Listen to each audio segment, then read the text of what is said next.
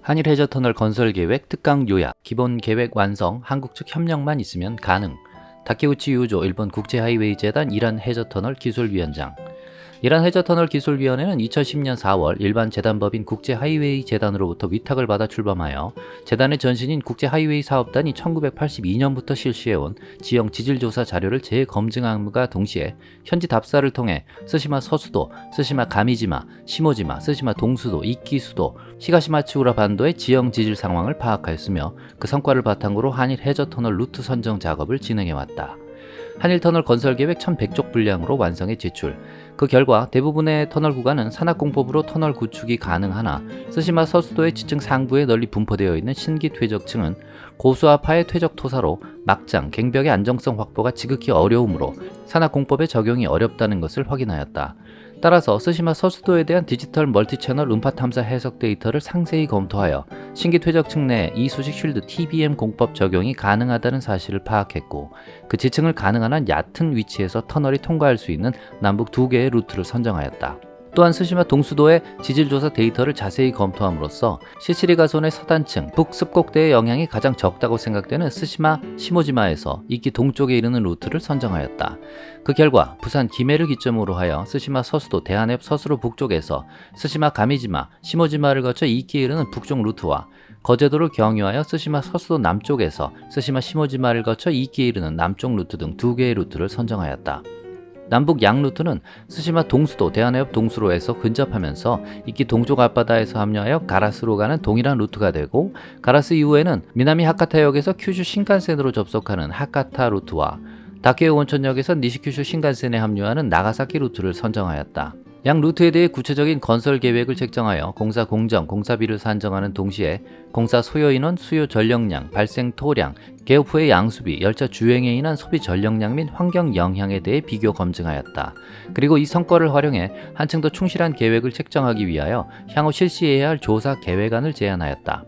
이러한 계획들은 약 1100페이지에 엮은 보고서로 정리해 작년 4월 국제하이웨이 재단에 보고 제출하였다. 근본 이 보고서를 바탕으로 한일 해저터널 건설 계획의 개요를 보고하고자 한다. 최종 부산 거제 등 남북 두 개 루트 선정.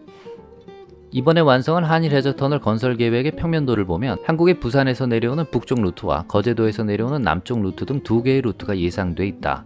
이 두 개의 루트는 대한해협을 건너 일본 스시마 섬에서 합류하게 된다. 여기서 이키섬을 경유해 본토인 가라치로 향한다. 가라치에서는 다시 신칸센 후쿠오카 하카타 노선과 나가사키 노선으로 나누어질 수 있다. 한국 남북 노선에 대해 좀 더 자세히 설명한다면 북쪽 루트는 지상 구간이 4km, 부산 가덕도에서 스시마섬까지 육상 터널 구간이 9km, 해저 터널 구간이 73.5km이다. 반면에 남쪽 루트는 지상 구간이 4km, 거제도에서 스시마섬까지 육상 터널 구간이 9.2km, 해저 터널 구간이 82km이다. 한국에서 오는 해저 터널이 스시마섬에 상륙하면 북쪽 루트는 지상으로 한번 올라왔다가 다시 지하로 내려가고 남쪽 루트는 스시마섬 지하를 횡단하는 구조이다. 스시마섬에서는 이키섬까지 해저 구간이 68km, 이키섬에서 본토까지 해저 구간이 31km이다. 이렇게 볼 때 한일 터널의 연장 합계는 북쪽 루트가 230.5km, 남쪽 루트가 237.5km이다. 즉 남쪽 루트가 7.5km가량 더 긴 편이다. 북쪽 루트를 종단면도로 보면 한국 쪽의 육상 터널 구간과 일본 쪽의 대마도 이끼섬은 안반부, 화강암 퇴적암으로 되어 있다. 안반부는 산악터널 공법 구간이다. 부산에서 스시마섬에 이르는 해저 구간, 대한해협 서수로는 신기 퇴적층, 모래층으로 되어 있어 이수직 쉴드 TBM 터널 공법이 가능하다. 북쪽 루트에는 수시마섬에서 해저 터널이 지상으로 돌출해 올라오는 부분이 있어 급속 구배가 연속하게 된다. 남쪽 루트는 스시마섬에 높은 산악지대가 있어 지상으로 올라올 수 없으므로 지하역을 구상해 볼 수 있다. 국제하이웨이 재단에서 이루어진 조사 연구 자료 활용. 국제하이웨이 재단에서는 한일 터널을 위한 지형 지질 조사를 1982년부터 1992년까지 10년가량 진행했다. 육상부 지표 답사는 일본과 한국 전역에서 이루어졌고 육상부 취추 조사는 23군데에서 이루어졌다. 해양부 음파 탐사 거리는 16,654km에 이른다. 해상 시추 조사도 한 곳에 이루어졌다. 해저를 500m가량 굴착했다. 이러한 데이터를 전부 이란터널 기술위원회에서 입수해 재검토했고 베이스 자료로 활용했다. 이러한 데이터 가운데 가장 도움이 된 자료가 디지털 멀티채널 음파 탐사이다. 해상의 조사선에서 워터건으로 음파를 쏘면 해저 아래 지층 심부까지 음파가 도달한다. 이때 여러 하이드로폰이라고 하는 수신기로 반사파를 동시에 수신해 기록하고 해석하는 것이다. 이것을 전부 기록했고 이를 추적해서 안반의 음파 측정을 한 탐사 결과치가 되겠다. 국경부까지 저희 조사 영역이 확대되었다. 그 결과를 지질 종단면도로 요약해 보았다. 모치다 유타카가 조사 연구한 한일 해저터널 계획에 따르면 한일 해저터널 예상 노선에는 안반 신기퇴적층, 안반 신기퇴적층이 반복해서 나타나고 있다. 스시마와 이키 사이에 단층도 있고 한일 간 해협에는 누워있는 토사 부분도 있다. 안반이 꽤 깊이 자리하고 있다. 해상 볼링 시추 조사는 심도 100m에서 110m와 심도 150m에서 160m에 이루어졌다. 해상 시추 조사에서 신규 퇴적층은 채취가 어려웠다. 향후 실험 자료로 조사갱으로부터의 수평 볼링에 의한 모래층의 채취가 필요할 것으로 보인다. 이 부분이 모래층이라는 것은 알 수 있지만 채취가 어려워 정확한 지질 파악이 되지 않기 때문에 향후 신규 퇴적층에 모래를 채취하는 계획을 세워놓고 있다. 신기 퇴적층에 대한 디지털 멀티채널 음파 탐사를 통해서 압축한 기록을 살펴보겠다.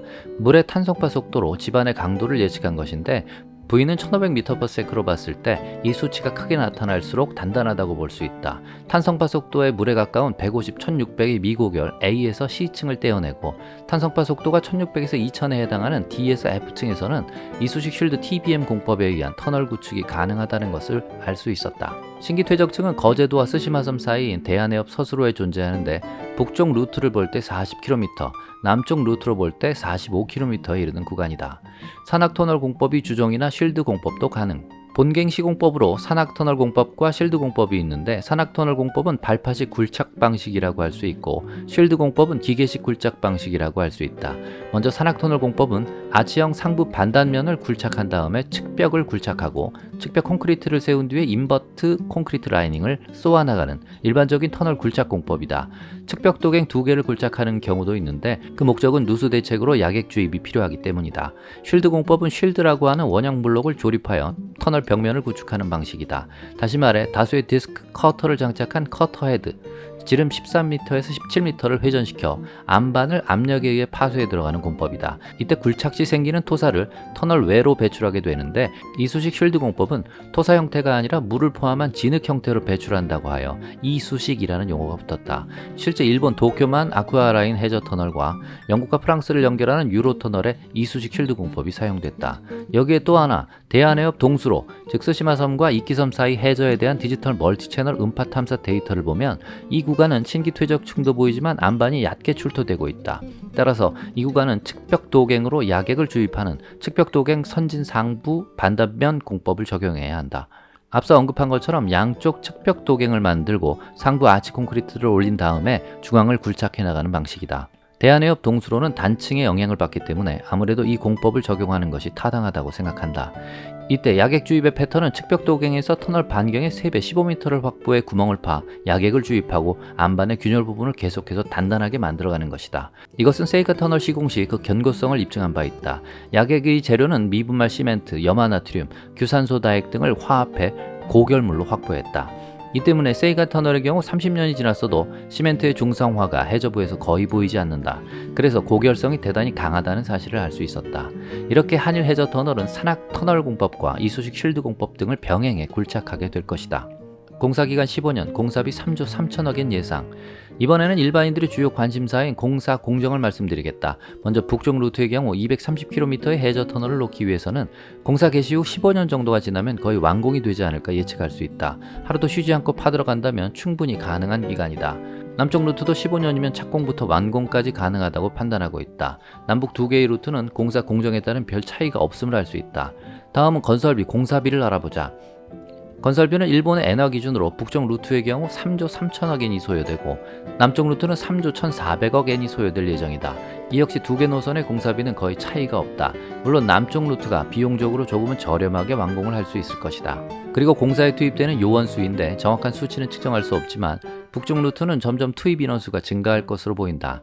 아무래도 쓰시마 쪽 지상 구조물에 작업원들이 많이 필요하기 때문이다. 남쪽 루트는 북쪽 루트보다 작업 인원이 20%가량 적게 투입될 것으로 예상된다. 평균 수요 전력량은 북쪽 루트의 경우 남쪽 루트의 90%가 발생하고 남쪽 루트는 북쪽 루트의 84%가 소요될 예정이다. 터널 양수비는 북쪽 루트의 경우 종단면 선형 관계로 10%가 증가할 수 있고 남쪽 루트는 개업 후 10년간 146억 엔이 소요된다. 환경 영향은 남쪽 루트가 북쪽 루트에 비해 작은 편이다. 이것을 토대로 다시 북쪽 루트와 남쪽 루트의 건설비, 공사 일정, 터널 발생 토사량, 터널 양수비, 열차 주행 전력량 등을 종합적으로 비교해보자. 우선 건설비는 북쪽 루트 길이 230.5km의 경우 3조 3천억 엔, 남쪽 루트 길이 237.5km는 3조 1,400억 엔이 소요된다. 공사 일정은 북쪽 루트가 사갱 착수 후 15년가량, 남쪽 루트는 사갱 착수 후 15년가량 소요된다.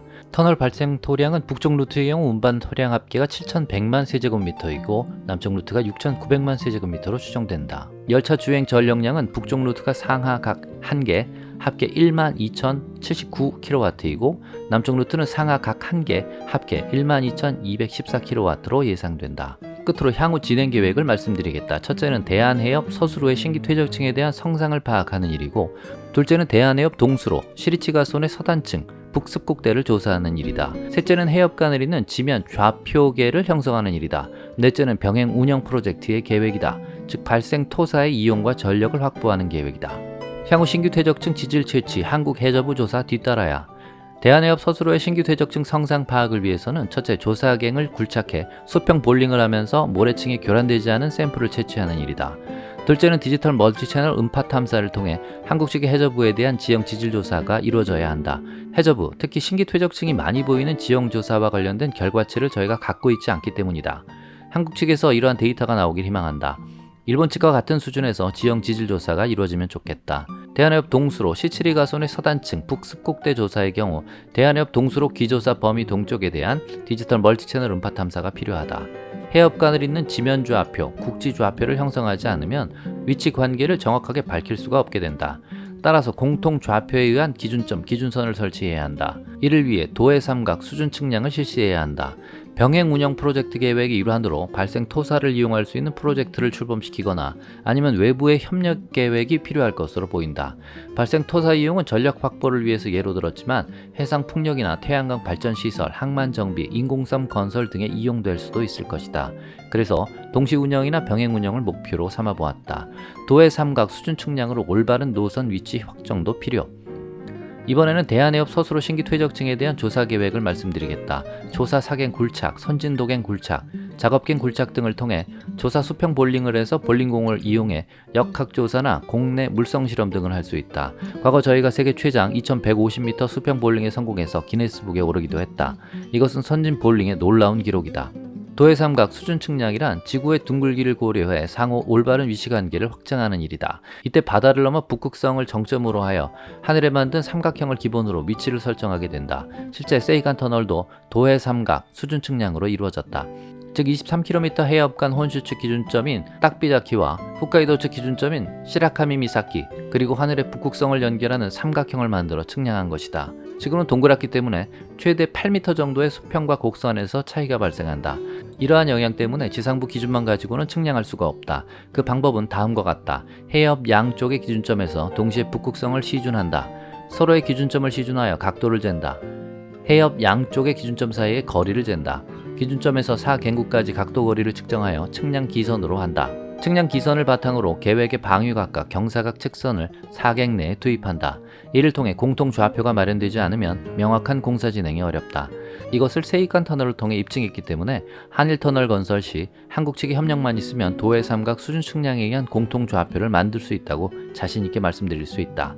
제가 살아있는 동안 제가 설계한 한일 해저 터널 구간을 고속철을 타고 달릴 수 있게 되기를 간절히 고대하는 바이다.